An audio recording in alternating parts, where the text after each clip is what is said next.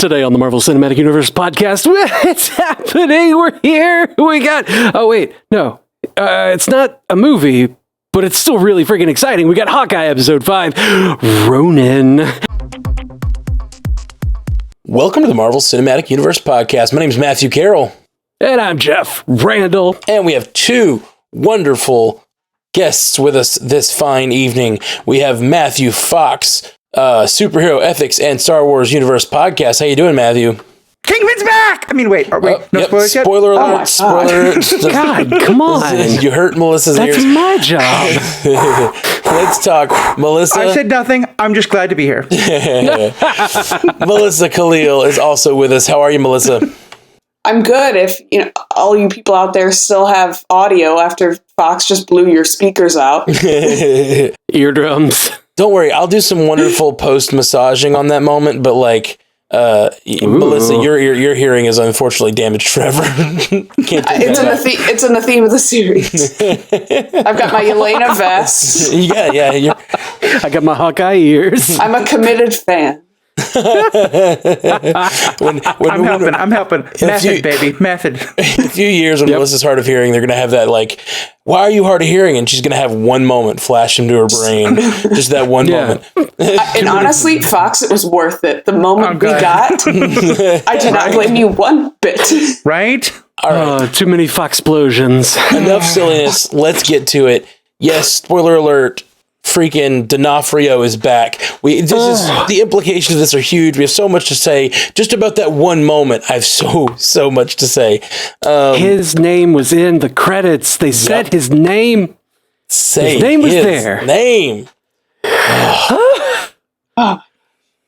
love it so much. So, did anybody else's arms just flail wildly when they showed the picture? Yes. And it was Vincent D'Onofrio. Yep. Absolutely. Yeah. Like I said, the poor people on my apartment floor, it was 3 a.m. here, and I screamed.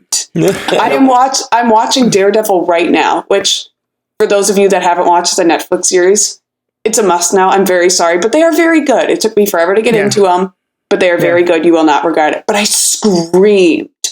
I went, ah! And I'm pretty sure I awoke everybody on my floor. This is one time that Marvel faked me out, and I love them for it. Because when she looked at the picture and passed the phone to him, and he just said, it's the one we've been looking for, I had a moment where I just knew they were going to cut to the credits then, and we would have to wait another week to see the picture. Because Marvel's done that to us so many times, and then they showed the picture. And I was like, it just...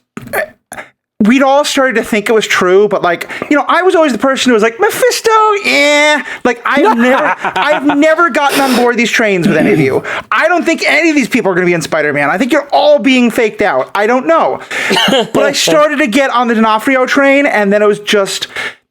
I think he's my favorite character that's ever been in the MCU. And so to have him be back in this kind of the official MCU, it's just, so good. Yeah, it's huge. I am so, I've been telling, we've all been telling you, Melissa, you had to watch those Netflix shows, but I am so jealous of you right now, having the experience of just now making it through Daredevil and having Kingpin, Wilson Fisk be so fresh in your mind, and then getting... this drop, we all waited 4 years for this, and you're I'm mad at you a little bit. It's like when people's kids watch Infinity War and then immediately hit next on Disney Plus to watch Endgame. No. You have to wait a year. Just like I wait a year. Sit on your ass. That's called child abuse, I think. Yeah. I mean, I was abused for a year by Marvel. Yeah, exactly. Hey, I'm just paying it forward, man. Come on. Hurt people, Listen. None of y'all went through what I did, which is being 4 years old, hearing Darth Vader say, I am your father, and then having to wait 2 years till Return of the Jedi came out. So, just going to throw down the OG weight. That's some OG weight stuff right there. Good call. But okay, let's talk about what it means, because there's so many things that could be connected to now. Oh, it's so much. It's so much. We get Danny Rand back. Why did you jump there? What is your problem? Why are you trying to make us all less excited, Jeff? This is a dad joke to the extreme. Like, watching all of you cringe after saying that was my goal. We're trying to get people to watch the Netflix series. Listen, Jeff. Okay, sorry. Kristen Ritter, though, Jessica Jones, like, Yeah. Yes. amazing. And here's the thing. Amazing. We've I don't know how to talk about all this without Fox has completely avoided spoilers for Spider-Man, so I don't want to talk about it too deep, but the little bit that there might be multiverse involved. So the question that we got to answer still is, are these the same versions, even though they look like them? Right. Is caught up that on canon Loki. the same universe? You're caught up on Loki, right, Matthew? Yeah, I know. Okay. So you know that there's the idea of variance. One of the questions we still have to answer is, like, is this the Kingpin that swung that door on that fine day, or is this a brand new Kingpin? You know what I mean? Well, so let's It start was a here. fine evening, as I recall. It's true. It's true. I was trying to remember, how does Daredevil season 3 end? It ends with him going back to prison. No. No, Whoa. Melissa hasn't seen that. No, Oh my go goodness, on. you guys. Give me a thumbs up when you're done. Okay. Melissa stepped away. I love it so much. She's like humming in her room.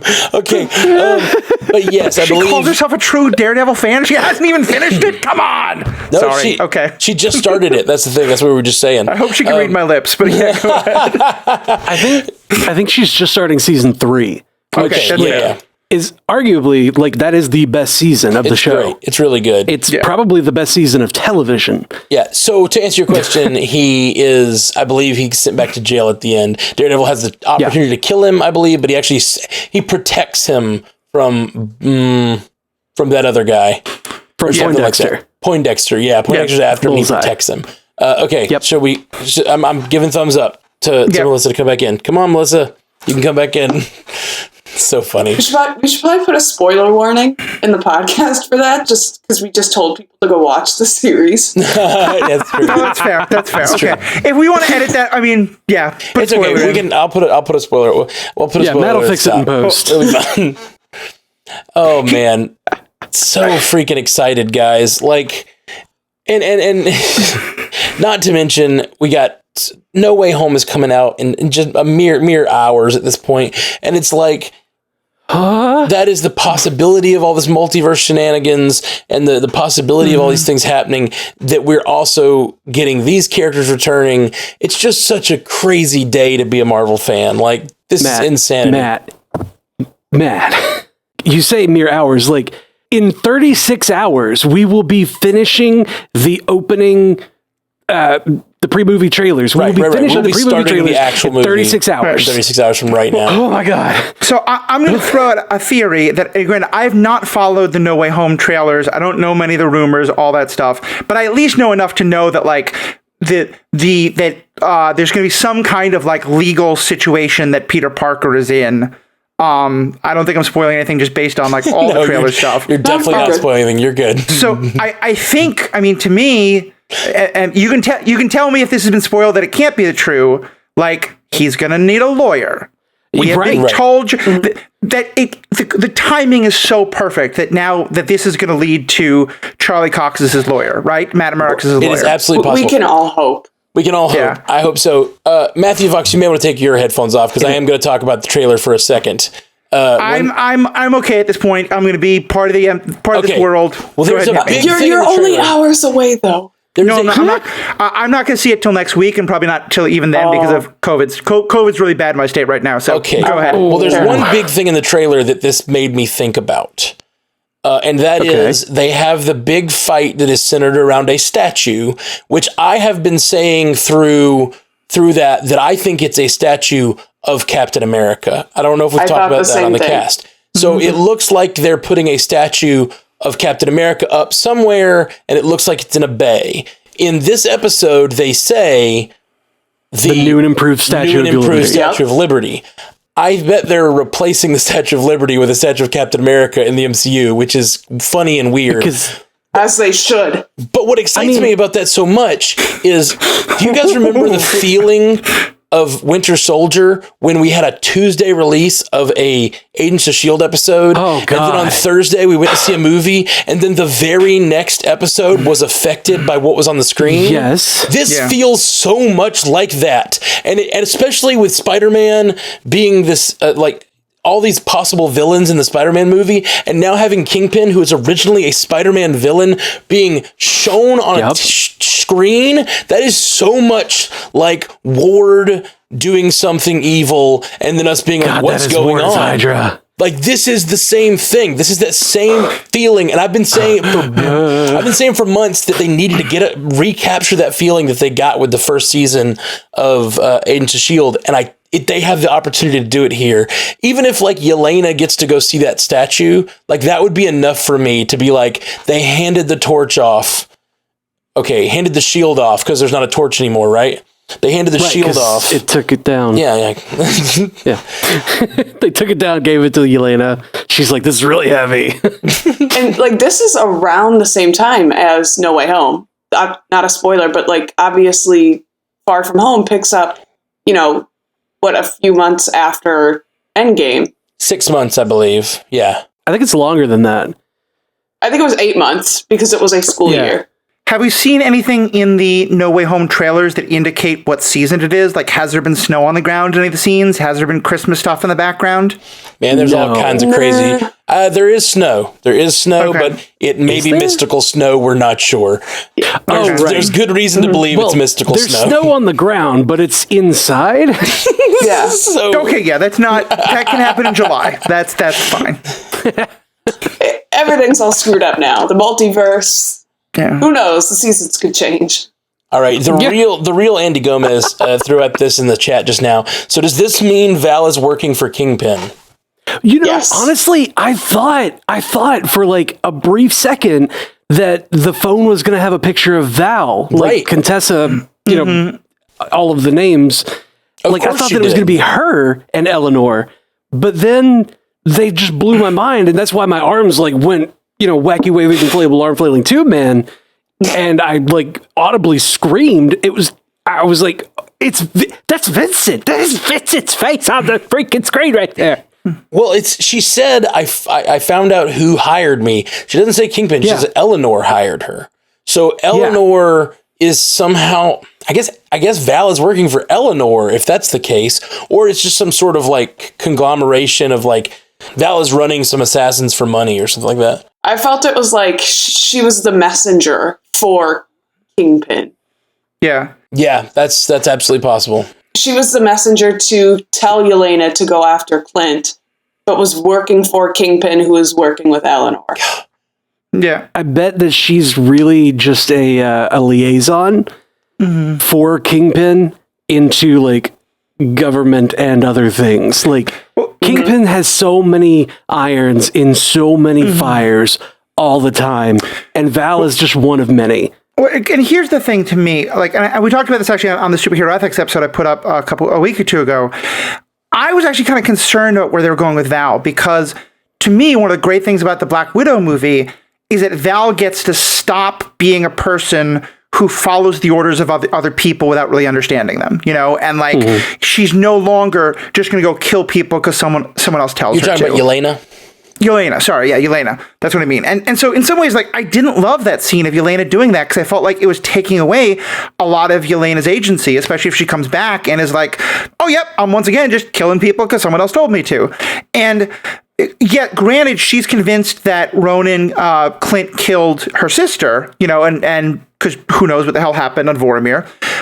But I really love that she never said it, but in her conversation with Kate Bishop, it seemed very clear that she also knows that Clint was Ronin. And in many ways, she's she thinks he should die as much for all the things he did as Ronin, as much as what he did to her sister.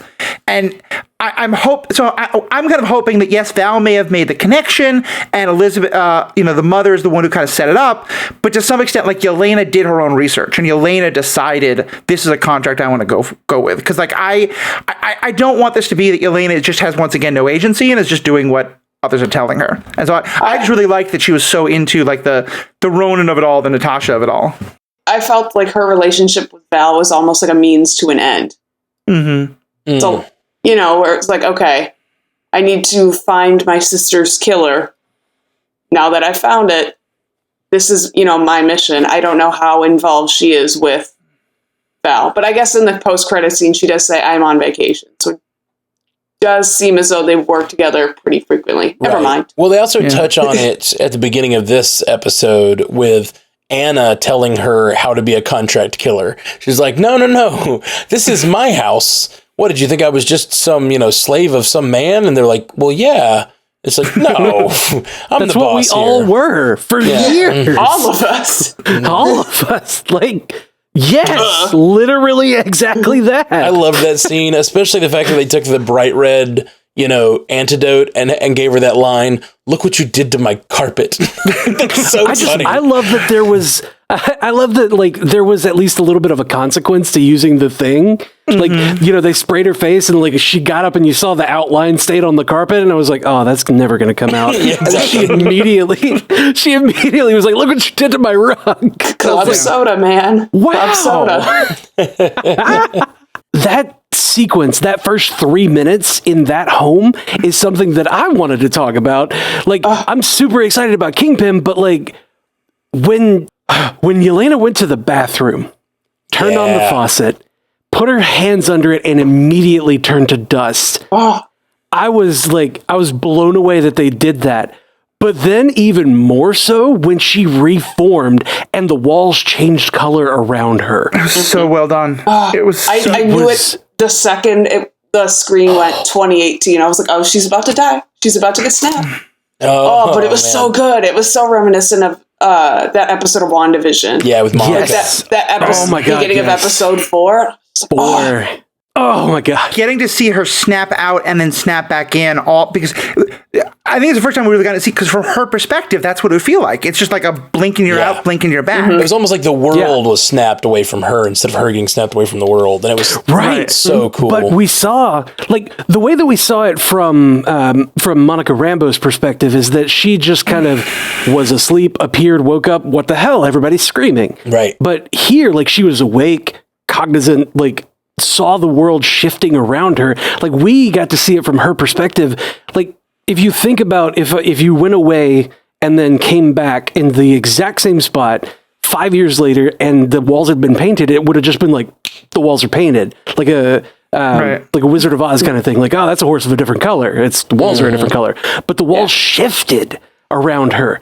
Everything got, like, it looked like it all morphed into place. So it was a gradual transition, which makes me think that there's some sort of multiversal shenanigans happening with everybody who got snapped away. They went to maybe a pocket dimension or something, or they were being brought back and it was a gradual thing, or they saw, the merging of the two worlds back to, like, from where they were to where they are.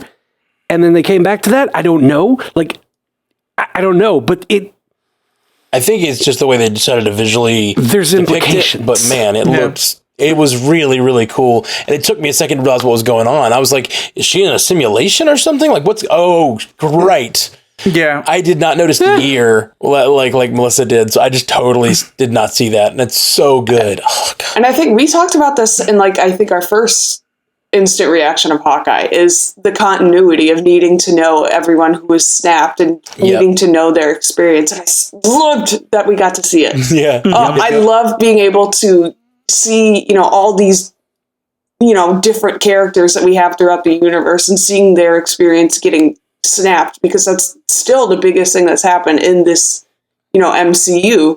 Yeah. I loved seeing it. I loved it too. Yeah. Also, that vest had no pockets. I did not see any pockets. I looked for it immediately. She's really gone downhill with her vest choices. It's really disappointing. Well, I gotta say, keeping Yelena young with that snap and getting her in the room with Kate Bishop, this is the beginning of the Young Avengers, as it were. Yes. And we get the conversation between Yelena and Kate was freaking awesome. This was to die for. The amount of screen time they gave Yelena to just be Yelena and be funny and it's so good. All the stuff with the macaroni and how I was waiting for you and oh yeah, if I wanted to kill you, I'm one person. This is not cutlery. This is not Cutlery Kate Bishop. This is not. If I wanted to kill you, I would before the door would have closed. I love that part. I love because Kate Bishop is so meta about everything with the hero business. She she's always thinking of the marketing of it. Like she told Clint, it's that branding issue, and she's seen enough movies, right? She knows how these things would have happened or whatever. So when Yelena is just like, oh yeah, if I wanted to kill you, she knows all the lines. She knows how to finish it. And watching them interact like that was just brilliant. I want those two on screen all the time in everything. There's tons of hilarious stuff in there, but there's also some heartfelt stuff with we are defined by what we do, not by nice words. Her real examination of, do we trust the Avengers just because they did one good thing? It's really good. Yeah, I mean, I love that I felt so conflicted in that, because we know that Yelena's understanding of what happened to Natasha is wrong. She seemed to think that Clint killed her out of selfishness or whatever. Yet at the same time, everything else she said about Clint and Ronan is correct. I mean, he was this he did leave this trail of blood for years. The Avengers did do, all of them did some not so great things. This trail of blood that runs around the entire earth. That was very Russian. It's a very Russian thing to say. It really was. Yeah, and I just think they set that up so brilliantly. There was no clear right or wrong. You understand where both of them are coming from.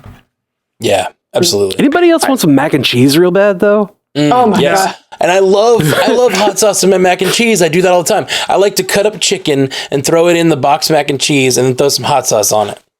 Oh. And sometimes some actual cheddar cheese. Yeah. That sounds delicious, but I saw people eating New York City pizza, and so there's just no other food that appeared in that episode for me. That's fair. That's fair. I will take any more scenes with Yelena. I will take any Yelena, Florence Pugh scenes in the MCU. I want it. She has this really good smelling macaroni. Yeah. I know what you're thinking. I love everything about Yelena. Oh, man. I loved her with her hair down. In the Black Widow movie, she always had her hair tightly held back. Mm-hmm. And that double pony. Yeah, in the double pony, and in that scene, she had her hair down, and it looked like she was, kind of loosening up a bit, and I was about it. Impeccable style, by the way. Yeah, in every outfit, impeccable style by Yelena. I love what do you want? Well, it's my first time in New York. You're from here, right? Yes, Kate Bishop. Maybe you grew up here. You could give me some ideas, or some recommendations. Fox, how frequently did that kind of shit happen? For people coming in to visit, all the time. I want to go see these things, and you're like, God, that's such a tourist thing. All the time. I mean, and the Rockefeller Center tree is the one that I would go to generally, because it is absolutely amazing. It's beautiful. It's great to go ice skating at. But yeah, the rest of it. I did have one small quibble in that conversation, and it just, I get why they're doing it, but it still was, it felt contrived to me, which is that Yelena is telling Kate all the things that Clint did, trying to convince her that Clint is not the hero she thinks she is. But she never says the words, he is Ronin. And to me, the only reason for those words not to be said is because they're setting up a big reveal for the next episode where Kate finds out that he's Ronin. No. He already knows. She already knows. She already knows from episode 4. Last episode. Did she know? I thought she... Yeah, they talked about it. She was like, it's you, isn't it? And he was like, we all dealt with the blip in our own way. And... Okay, I'm completely ignoring me then. Yeah. 3 in the morning, my memory not so good. It happens. It happens. That whole scene with Kate Bishop and Yelena, and I will continue to call her Kate Bishop because my queen Yelena, that's only what she calls her. But she calls her that to let her know that she knows so much about her. It's such a good moment. Oh, I just I couldn't help that entire scene being like, the difference between Yelena and Nat is staggering. Yes. Because Yelena will just toy around with somebody, whereas Natasha was very I know my mission. Right. I know how to get it done. I'm going to do what I need to do and get out of here. Whereas Yelena's like, let's hang out. Let's have a conversation. Yeah. It's girls' night. Let's talk, me and you. Like, you want some delicious macaroni? I think Yelena is like genuinely really excited to have freedom for the first time. Like, she's trying to experience life. Yeah. And even though she's still like a contract killer, she's like trying to like, oh, but I'm still going to have a good time talking to this person. This person seems nice. I might have to kill her later, but she seems nice. We can have a girls' night.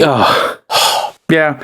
Especially because knowing everything else about Yelena, I don't think Yelena needed Kate to tell her, where is Clint? Like, I to me, Yelena went into that thinking, maybe I'll learn something, but mostly I want to screw with Kate Bishop. I want to break apart the alliance between these two. I want to not only kill Clint, but kill his memory in his biggest fan. You know, to me, it was the conversation they had before she asked, where is he, was much more important to her. Because she's so good at finding people. I don't think she needed that. I felt like she was just trying to get at like what her loyalty to Clint is. It's what you said, Matthew. Exactly what Melissa's saying now. It was like, the fact that she was told to kill this person might not be exactly enough. Like, she's sort of questioning it. And so she's seeking out Kate for that reason, too. Yeah, that's possible, too. I think it's like a curiosity thing of like, yeah. But why, though? Like, I'm going to kill him still. Like, that's not ever leaving the table. But why, though? Like, why this? Like, why this also? And I love it because she continues to be like, what has he done? Why has he had such a big effect on you? And it's that opening scene where she's watching him jump off that building and shoot an arrow to like fly into that building. Oh, it's so good. And he saved her. Yeah, he saved her. That's the reveal we haven't had. I'm looking forward to seeing Kate say like, well, you saved my life. And he's like, well, I've been trying to, but the track sheets are still after. He's like, no. When you saved my life when I was 6 or whatever. Like, in 2012, like I was in that building. Yeah, and he doesn't know that yet. And I think that's such a cool thing. Or that her entire love of archery and love of like learning all these physical things is like all because she looks up to him. Like, he knows she looks up to him as an Avenger, but he doesn't know that she's like this kid who watched him jump off that building. Yeah. Right. Oh, watching her and her mom have that conversation of like her mom's cleaning her wounds and just kind of being a good mom somehow. And she's like, Kate's looking up at the walls like, God, I thought I could be one of them. And, you know, she based her life around seeing Clint do amazing things one day and then was like, they're going to hold tryouts someday and I'm going to be ready. It may not have been that silly, but like, that was her goal. You know, I'm going to be an Avenger is what she probably was saying at 5-6 years old. And like, she believed it. And I think we kind of talked about that in some ways, like Clint, to become Clint is kind of the lowest bar of the Avengers. Like, no. Don't get me wrong. I don't mean that in a bad way, but think of it like, can you become a Norse god? Probably not. Can you get super serum? Probably not. All the other people, like, is just an impossible. But Clint it's attainable. Yeah, it's an attainable level. Clint is just you could attain it. It is a bar that is possible to overcome. Yeah. Looking at the checklist, like, oh, gamma radiation. Yeah, that's not for me. Billionaire, probably not. I mean, her mom's close, but close, but not quite. I was talking about me. I was like, not billionaire. Certainly not genius. Cross that one off. Do I want to be imprisoned and forced to spy for Russia for a few years? No, that's not for me either. Just a lot of time lost. I got shows to watch. Things to do. Shows to watch. I'm still a senior, you know, got the double major going for me. I just don't have time for that. I could talk about Yelena for hours. Right. If anyone wants to catch me online, you know where to find me. Straight to Panda Chat on Facebook. But let's switch from your queen then to my queen. Can we talk about Maya and her whole plot line? That's where I was going. Yeah. Awesome. Let's talk about Maya. I'm on record. I'm not the guy who loves the fight scenes. I hope I was hoping that Clint would go in wanting to talk, and then maybe there has to be a fight scene because there has to be a fight scene. So I was a little disappointed that he went in fighting with the idea of like, I'm going to disarm her and then talk to her. But then once they did have the conversation, I loved it. And I loved seeing that, that at the end of the fight, she doesn't believe him, but clearly he's planted enough of a shadow of a doubt that she's now asking her number 2. And she's starting to put the pieces together that he was probably the one who betrayed everyone. And I just thought that was, because at first I was like, what was the point of that scene if she doesn't believe him? But then seeing like, no, it is percolating. He did get to her. I just thought it was such a good way to develop her character. Well, So I mean, good. the thing that happened there is like, well, he had to take out the people around her that, it was a come alone kind of situation, and nobody ever comes alone. Had to take out the bros in a very Batman kind of sequence, right? Oh, very Batman. Yeah. Like he had to take out the bros, get them out of the way so that they could have their talk. But in true superhero fashion, a talk isn't had between heroes until a fight has been had. Yawn.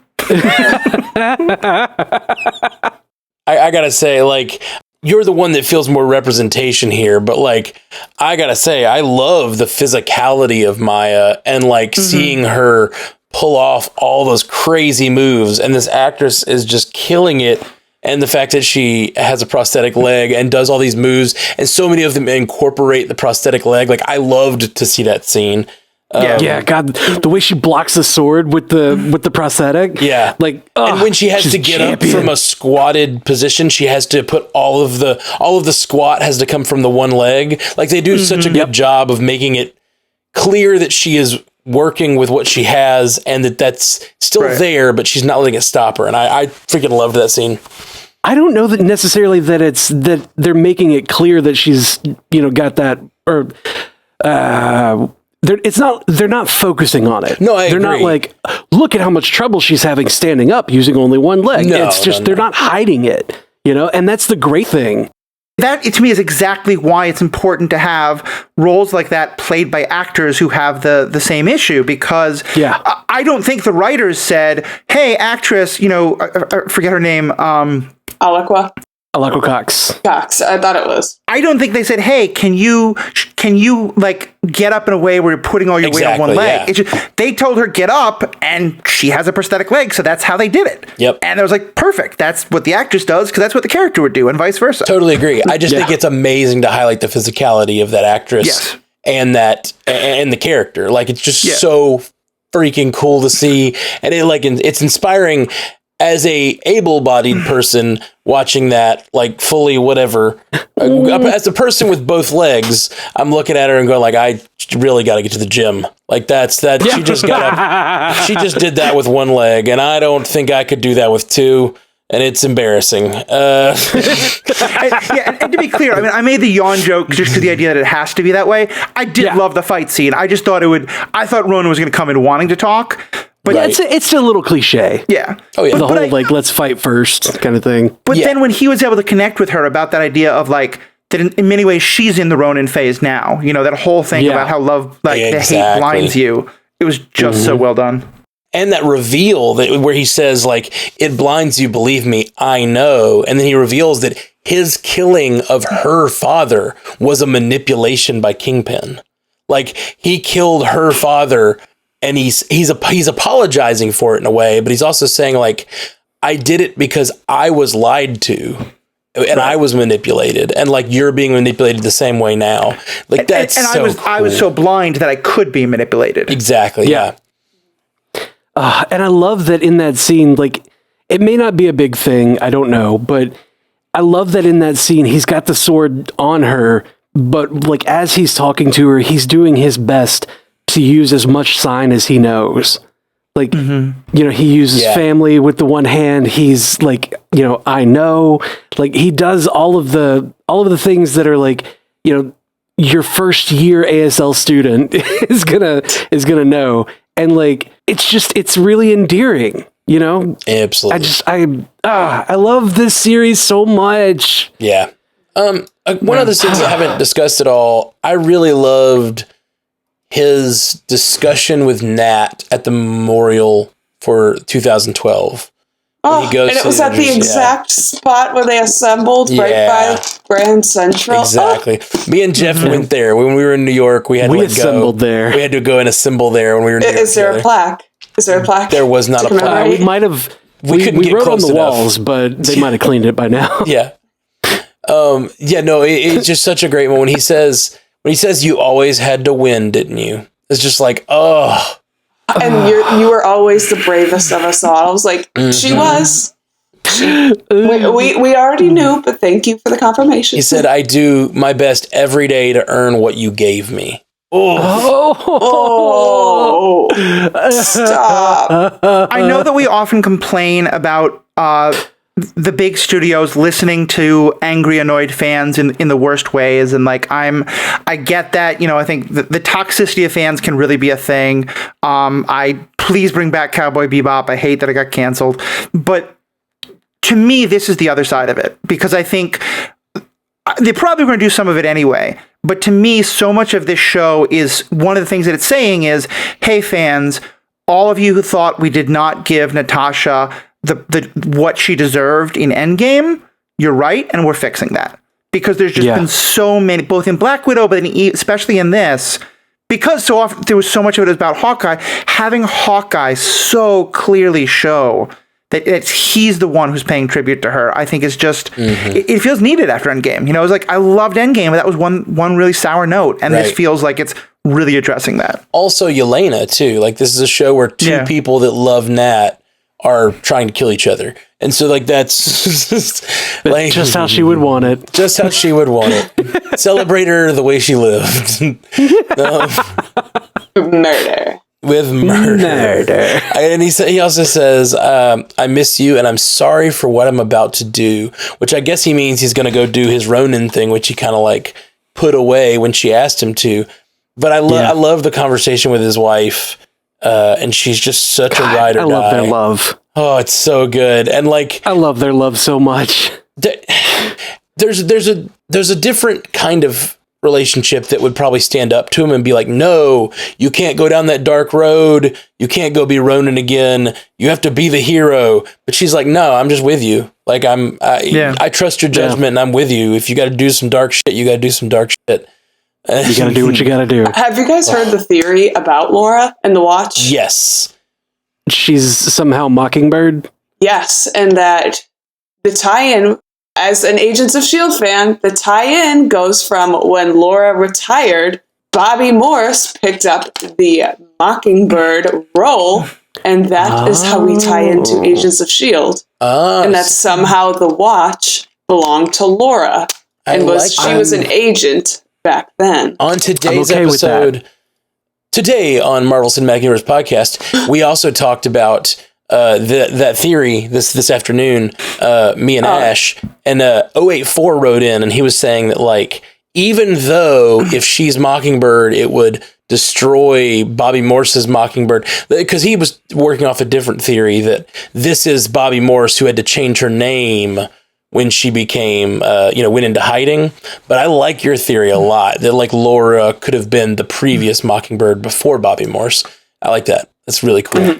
But I'm just going to be the fly in the ointment there. I think it would be a fun tie-in, but I think one of the things that they seem to be leaning towards, especially in Agents of Ultron, is the idea that Agents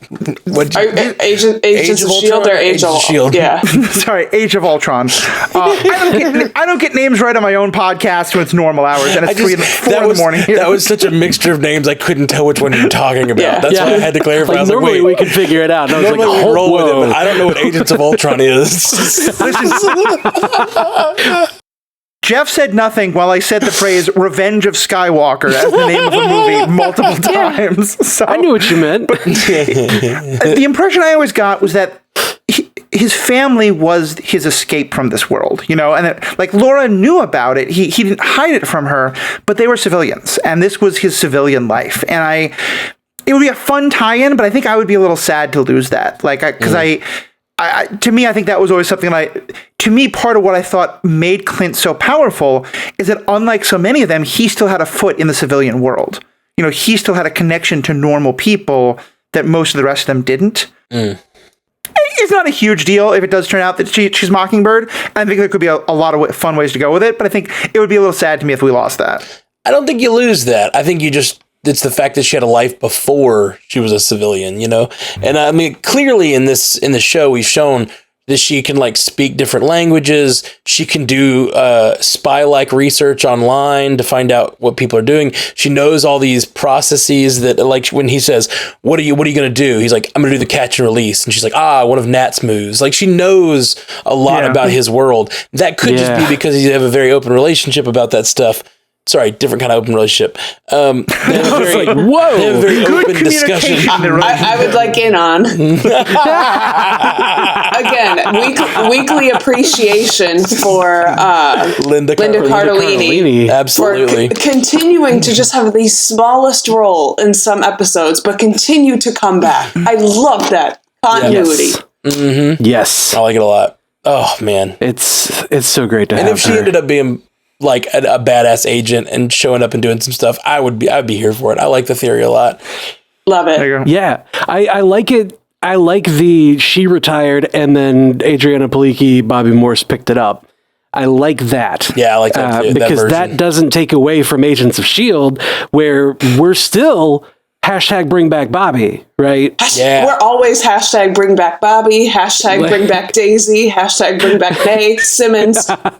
Yo. #bring back all Bobby. The show is gone for years and years. Yeah. We still #bring back Bobby on everything. Okay. You know, some of those actors and actresses have moved on, right? No, we have not. The Orville doesn't exist. But not us. Yeah. Right, Melissa? Not us. Whatever it takes. Don't worry about it. We can't. Some people move on, but not us. I like it. But not us. Very well done. Actually, a peanut butter sandwich. Okay.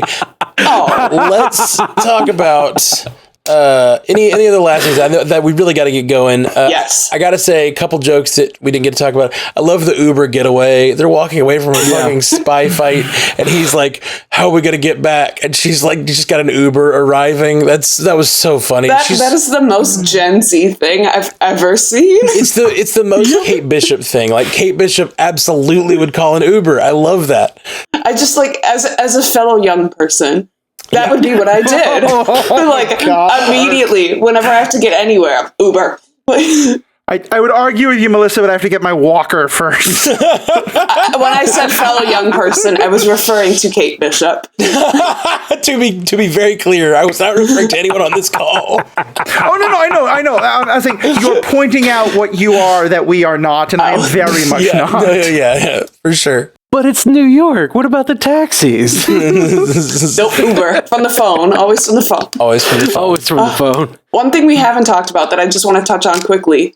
Jack getting arrested. Yes. Yeah. Oh my gosh. So good. And Eleanor was like, you were right. I looked into it. I was like, liar. Lies. You liar. You are a liar. You're a fat liar, Eleanor. Jack walking away and being like, I will be back in time for the Christmas party. It was just so good because it's just so dumb. He's such a beautiful, dumb man. I love him so much. I was just like, what is happening? I had like half a moment where I wondered, is he in on it as well? No, he's just a patsy. He's just a beautiful, dumb summer child. I just love him so much. He just didn't seem to have a problem with it at all.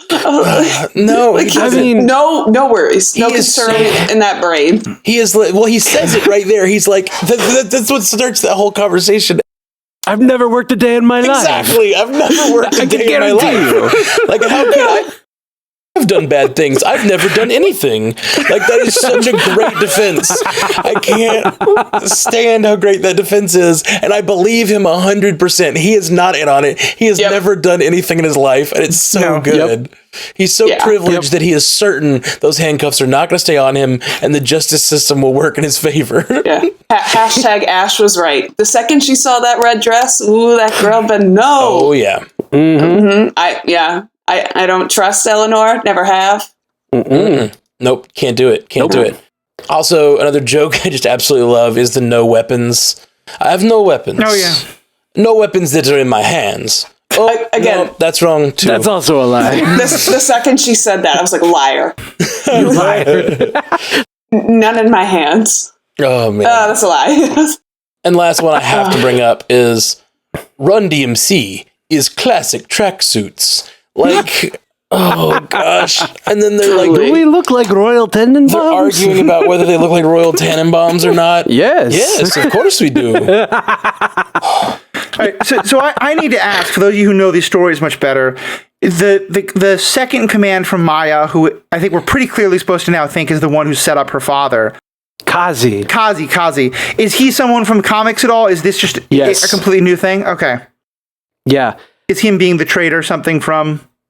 He is employed by Wilson Fisk and other criminal organizations. He has a criminal moniker. I think he's called the Clown, where he's got like white face paint makeup and like a single tear. He's done some bad stuff that I don't want to spoil just in case it does happen. Fair. How do we have one episode left? There is one singular episode left of this show, and there's so much left to tie. Yelena and Hawkeye need to talk. We need to figure out the watch. Hawkeye needs to make it home for Christmas.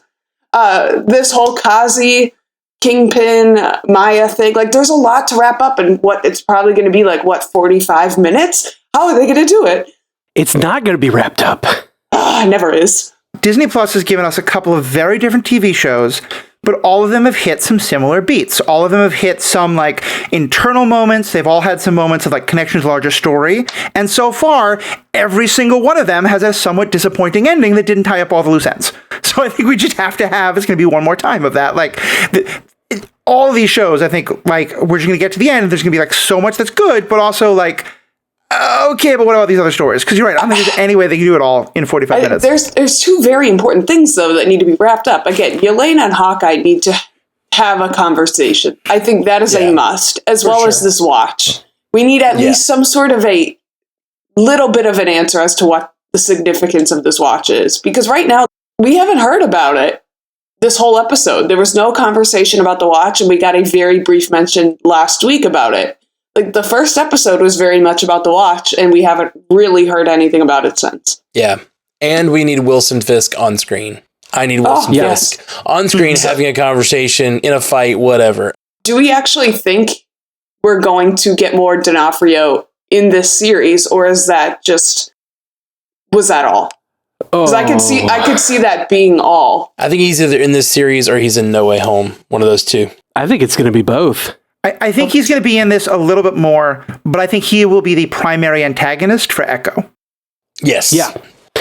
I think the Maya and Kazi and tracksuits and all that will probably not be wrapped up in this series. Right. And it's probably going to be in Echo where they do everything with that. After seeing what they've done with Maya in this season of this series, like I'm excited for what they're going to do with Echo. Like how much they're going to play with sound and how much they're going to do to like affect our senses in that show. I'm stoked. I'm stoked for how that's going to go. Yeah. Absolutely. So one more thing. I mentioned it last week. On a scale of 1 to 10, how confident are we that Clint makes it home for Christmas? 10. 10. Okay. We were all very confident last week, I think. 100%. 100. Jeffrey? I'm scared. Tell me. Be honest. I'm just scared is all. The more that Linda Cardellini lets on that she might be a hero from the past, I think Christmas comes to him. I saw that someone posted that theory. I'm sorry, I don't remember your name, but somebody in the Facebook Stranded Panda chat posted that. Did they? Like, yes.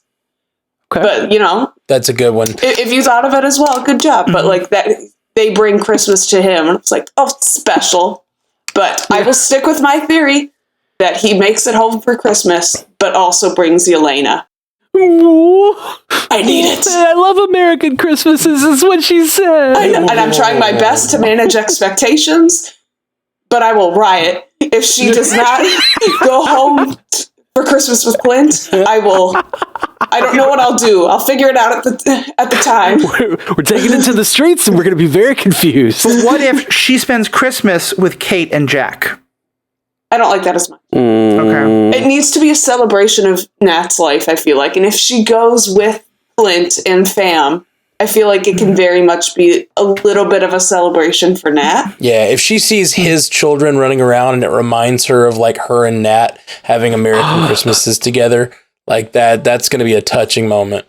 Oh, and like this is why she sacrificed herself for me, for these kids' childhood to grow up with a father. I can't do this. It's for him. I can't.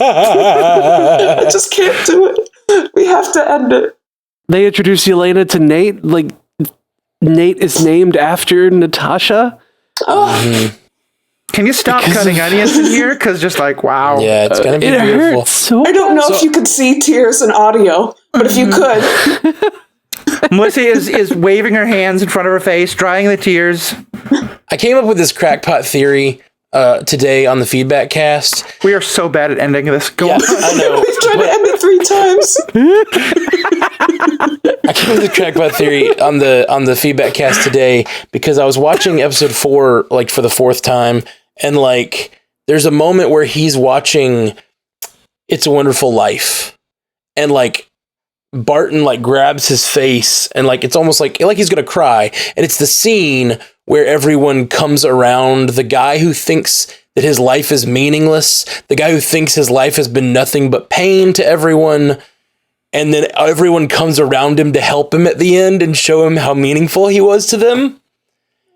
And Hawkeye during that entire episode was talking about his entire life is nothing but like being a weapon. His purpose is to be a weapon. Like, sure, I do things to help people, but in the end, it's really to hurt people. I was aimed by the right people at the right targets.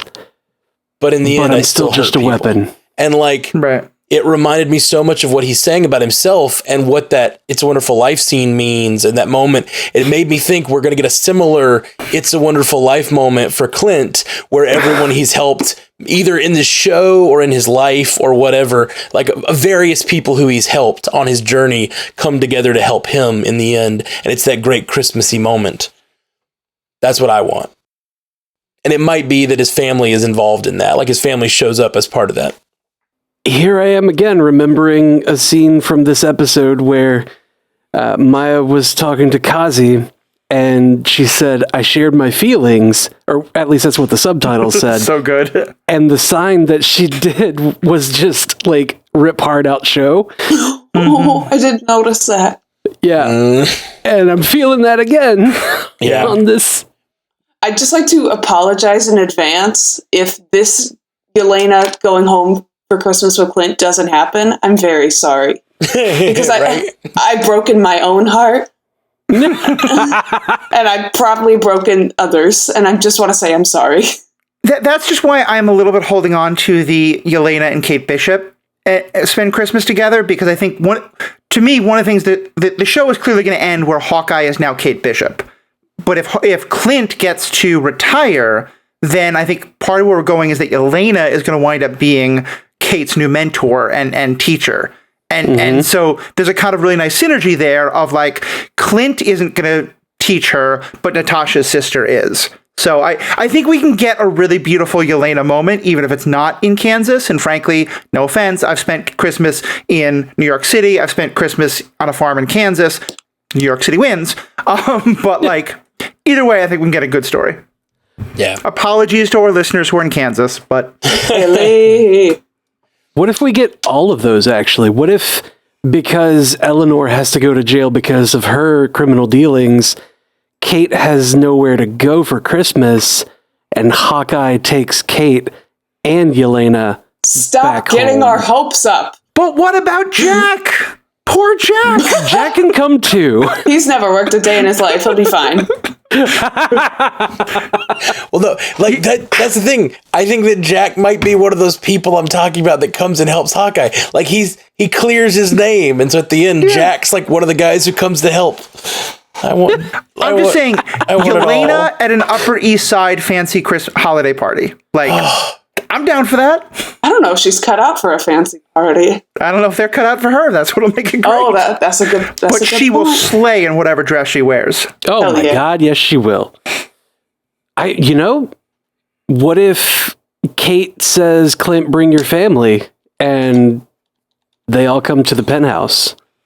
What if her mom reinstates her credit cards and her first purchase is plane tickets for the fam, for his fam?